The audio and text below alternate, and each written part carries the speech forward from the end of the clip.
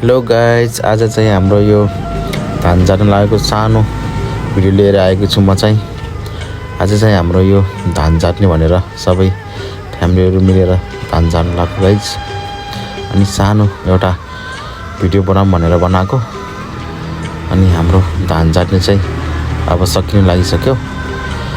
त्यसपछि हामी चाहिँ धान झाटेर यो के भन्छ यो झारहरू उडाउँदैछौँ गाइज। यो बत्ताउने भन्छ हाम्रोतिर, अनि हावा लगाउने भन्छ। सुबोले चाहिँ हावा लगाउँदैछौँ गाइज हामी चाहिँ।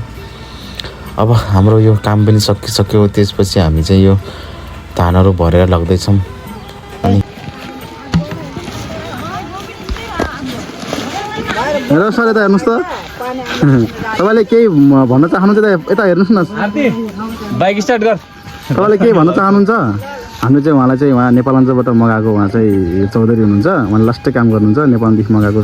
गाइस हेर्नुहोस् कस्तो लाग्यो। तपाईँले पनि काम खोज्नु पऱ्यो भने, कामदार चाहियो भने भन्नु होला। उहाँ चाहिँ एकदम मेहनती मान्छे हुन्छ। हेर्नुहोस् यस्तो काम गर्नुहुन्छ कि मगाएको हामीले उहाँ बर्दियादेखि चौधरी मगाएको। अनि उहाँ बस्नु भएको छ गाइजहरू। उहाँ पनि उहाँ चौधरी टोलको भन्नु नि, उहाँ पनि त्यही चौधरी टोलको उहाँ चौधरी नै हुनुहुन्छ। सबै मगाएको। उहाँ चाहिँ घरबेटी हुनुहुन्छ उहाँहरू चाहिँ हुन्छ मगाएको गाइस। अब यो हाम्रो चाहिँ यो आजको धान चाहिँ सकियो, धान झाटेर सकियो। आजको चाहिँ यो काम फिनिस भयो गाइस। अब भोलि चाहिँ हाम्रो यता तल छ बाँकी थोरै। भोलि चाहिँ यो हुन्छ हाम्रो झाटा, यो हुन्छ झार्ने।